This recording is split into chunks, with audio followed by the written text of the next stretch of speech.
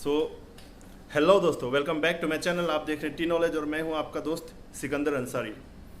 तो दोस्तों, काफ़ी टाइम से आप लोगों का मेरे पास में कमेंट्स आ रहे हैं जिसमें ये पूछा जा रहा है बार बार कि सर फ्रेशर्स के लिए आप कुछ बताओ, फ्रेशर्स के लिए क्या स्टेप्स लेने चाहिए, फ्रेशर्स को क्या करना चाहिए। मैनेजमेंट करने के बाद में फ्रेशर्स इधर उधर भटकते रहते तो उनको क्या करना चाहिए, एक्चुअली में उनको क्या स्टेप्स लेना चाहिए। तो आज हम इस वीडियो में उसी के बारे में डिस्कस करने वाले हैं, तो आप लास्ट तक बने रहें और चैनल को like and share and subscribe करना ना भूलें।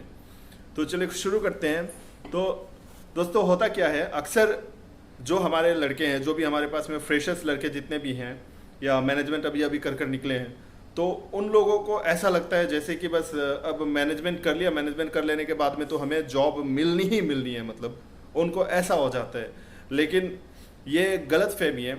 होता क्या है कि जब आप मैनेजमेंट करते हो ना, तो इंडिया में काफ़ी सारी मैनेजमेंट कराने वाले जो इंस्टीट्यूट है हमारे पास में, तो हर जगह से लगभग साल भर में हमारे पास में आप अगर समझ लो तो 5% मतलब आप, मैं सीधा सीधा आपको हिसाब बोलता हूँ कि मैनेजमेंट करा हुआ लड़का, कम से कम आपको 5,000 मैनेजमेंट करे हुए लड़के जो हर साल हमारे पास से निकलते हैं पूरे इंडिया के भीतर से। अब आपको सोचते होंगे कि नहीं, मुझे तो अब जॉब जो है वो मिल जानी चाहिए क्योंकि मैंने मैनेजमेंट कर ली है। लेकिन ऐसा कोई नहीं है, ठीक है। जब आप मैनेजमेंट करके निकलते हो उसके बाद से आपका जो रेस है वो शुरू होता है वहाँ से। अब आपके पास में आप जहाँ भी इंटरव्यू के लिए जाओगे, फ्रेशर होके जाओगे ना, तो वहाँ पे आपको दिखेगा कि पहले से और भी 10 लोग हैं, 10 और भी फ्रेशर है जो उस लाइन पे आके बैठे हुए इंटरव्यू के लिए। तो ये बहुत ही टफ हो जाता है। तो मैं आप लोगों को सजेस्ट करूँगा कि आपको क्या करना चाहिए। देखो, आप जैसे, मैं सिंपल सा एक एग्जांपल देता हूँ आपको। आप जब NITM करते हो, ठीक है, या फिर सिलीगुड़ी ट्रेनिंग इंस्टीट्यूट में STTI वगैरह में आप अगर करते हो, या फिर आप टोकलाई में करते हो, तो वहाँ पे क्या करा जाता है, वहाँ पे एक आपका जब ये मैनेजमेंट कंप्लीट होता है उसके बाद में वहाँ से एक आप लोगों के लिए इंडस्ट्रियल ऑफ कैंपस इंटरव्यू किया जाता है, ठीक है। इंडस्ट्रियल कैंपस इंटरव्यू एक होता है। आप वो इंटरव्यू जो है किसी भी हालत में आपको मिस नहीं करना है, क्योंकि अगर आप वो मिस करते हो तो आप समझ लो कि आप बहुत पीछे जाने वाले हो भाई। क्योंकि वहीं से ज़्यादातर लड़के जो हैं हमारे ऑफ कैंपस इंटरव्यू से ही निकल कर आते हैं। कोई भी गार्डन, कोई भी इंडस्ट्री जो है वो फ्रेशर्स को रखना नहीं चाहता है। वो चाहता है कि मेरे पास में 1-2 साल का कम से कम एक्सपीरियंस लेके बंदा आए, ताकि हमें उसके ऊपर में मेहनत ना करना पड़े, ठीक है। तो हर इंडस्ट्री का ऐसा ही मेंटालिटी है, मतलब हर इंडस्ट्री, मतलब टी गार्डन के बारे में, हर गार्डन का यही है, इसी तरीके का मेंटालिटी है उनको।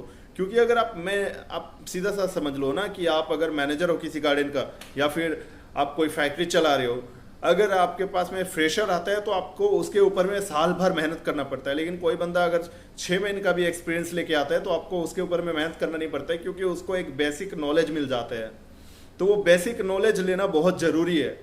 तो आप हमेशा कोशिश करो कि ऐसे इंस्टीट्यूट में जाओ मैनेजमेंट के लिए जहाँ पे आपको इस तरीके के जो है ऑफ कैंपस इंटरव्यू या ऑफ कैंपस आपको ट्रेनिंग जो है 1 मंथ का जो ट्रेनिंग है, आपको प्रैक्टिकल के लिए किसी गार्डन में भेज दिया गया, किसी गार्डन विजिट के लिए करा दिया गया।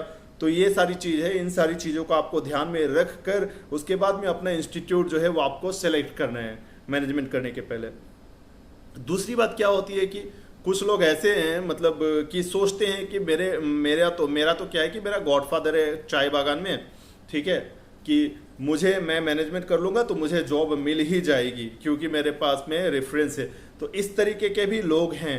तो ये है, आपको क्या होता है कि इस तरीके से अगर आप 5,000 बंदे हो तो 5,000 में आपको कम से कम 50 बंदे ऐसे मिल जाएंगे जिनके पीछे से बैकअप है उनके पास में, और वो बैकअप जो है वो उनको मिलने वाला है।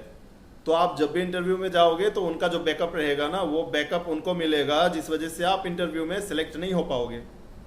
तो हमेशा कोशिश करो कि आप जितना नॉलेज गेन कर सको, क्योंकि वो भले ही आज आपको नहीं मिला है, लेकिन जब नेक्स्ट आप कहीं और इंटरव्यू बैठोगे और ये बंदा वहाँ पे इंटरव्यू के लिए बैठेगा ना, तो वहाँ पे इसका कोई बैकअप नहीं रहेगा, वहाँ पे आप सेलेक्ट हो पाओगे, क्योंकि वहाँ पे आपके पास में आपके पास में वो नॉलेज रहेगा, ठीक है। और अगला बंदा तो यही सोच के आया ना कि मेरे पास में बैकअप है भाई, मुझे पढ़ने की ज़रूरत क्या है, बस मैनेजमेंट की डिग्री एक हमारे पास में डिप्लोमा एक आ जाने से बस हो जाएगा मेरा काम।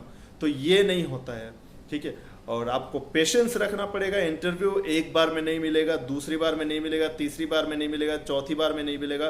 भाई आपको ट्राई करते रहना है, आप ट्राई करते रहो। मैंने भी अपने टाइम पे जब मैंने स्टार्ट किया था तो मैं आपको बोलूँ कि कम से कम 20 गार्डन जो है ना, स्टार्टिंग में मुझे लगभग 20 गार्डन इस तरीके के हैं जो मुझे रिजेक्ट कर दिया गया। ठीक है, कहीं पे मैं इंटरव्यू के लिए गया तो इतने सारे लाइन है कि भाई ऑलरेडी सेलेक्ट हो गए बंदे, कहीं पे कोई रेफरेंस मांगता है, कहीं पे कुछ मांगता है, ये सब मेरे साथ हो चुका है। तो इसलिए आप ये सारी चीज़ों का ध्यान रखा करो। ठीक है, जितनी ज़्यादा हो सके आप नॉलेज गेन करो, नॉलेज गेन करो। और जब आपको ऑफ कैंपस इंटरव्यू होता है वो तो आपको प्रेजेंट करना ही करना है, किसी भी तरीके से आपको अटेंड करना ही है वहाँ पे। ठीक है, वो आप मिस नहीं करना है। और दूसरी जो है आपको मैं बता दूँ, दूसरी क्या चीज़ है, आपको जब ऑफ कैंपस आपको ट्रेनिंग के लिए 1 मंथ पीरियड के लिए आपको भेजा जाता है ना, तो वहाँ पे आप दिल लगा के काम करो, उस काम को सीखो अच्छे से, जितनी आप सीख सकते हो। आपको लगने से 24/7 करना पड़ रहा है, आप 24/7 वहाँ पे करो। ठीक है, तब जाके आपका क्या होगा कि अगला जो मैनेजर है ना वो आपका रेफरेंस देगा, बोलेगा कि नहीं ये बंदा जो है, ये बंदा मेरे अंडर में 1 महीने का काम करा था, मैंने इस बंदे का जो परफॉर्मेंस है वो देखा था, ये बंदा बहुत सही है, आप इस बंदे को रख लो। या तो हो सकता है वो आपको अपने पास में ही रख ले। तो इस चीज़ को आपको ध्यान रखना है। और जितना हो सके आप अपने जो इंस्टीट्यूट के जो आपके डायरेक्टर हैं उनके साथ में आप अपना जो है आप उनके साथ में बात करो, उनको अपनी प्रॉब्लम बताओ, उनको आप बोलो कि सर मुझे कहीं आप पे आप सेट करा दो, आप कहीं अगर होता है आपके तरफ से तो वो मुझे करा दो। तो इस तरीके से आपको अपना जो है स्टेप लेना पड़ेगा। और गार्डन आपको विजिट करना पड़ेगा, वहाँ पे आपको ऐसे कहीं से पता नहीं चलने वाला आपको कहाँ वैकेंसी नहीं है।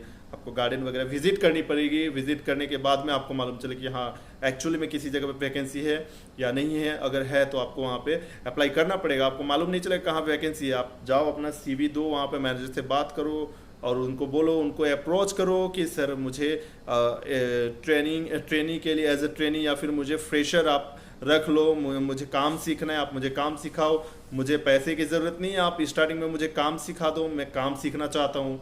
तो इस तरीके से आपको मैनेजर को जो है वो अप्रोच करना पड़ेगा। ठीक है, तो यही चीज़ है, इन सारी चीज़ों को आपको ध्यान देना पड़ेगा।